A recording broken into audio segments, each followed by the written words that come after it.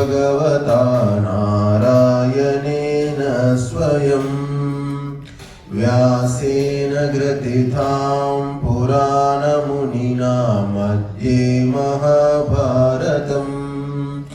अद्वैतामृतवर्षिणीं भगवतीम् अष्टादशाध्यायिनीम् अम्ब त्वामनुसन्दधामि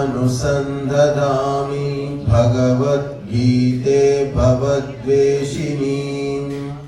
नमोऽस्तु ते व्यासविशालबुद्धे पुल्लारविन्दाय तपत्रनेत्र येन त्वया भारततैलपूर्णः प्रज्वालितो ज्ञानमयः प्रदीपः प्रपन्नपारिजाताय तोत्रवेत्रैकपाणये ज्ञानमुद्राय कृष्णाय गीतामृतदुहे नमः। वसुदेवसुतं देवं कंसचाणूरमर्दनम् देवकी परमानन्दं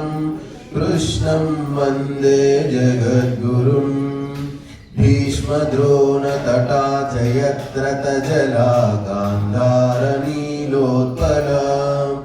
शल्यग्राहवती कृपेण वहनी कर्णेन वेलाकुला अश्वत्थामविकर्णघोरमकरा दुर्योधनावर्तिनी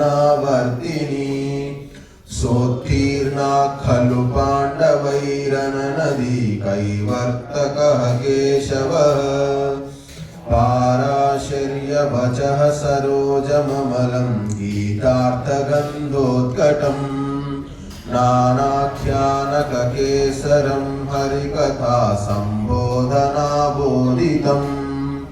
लोके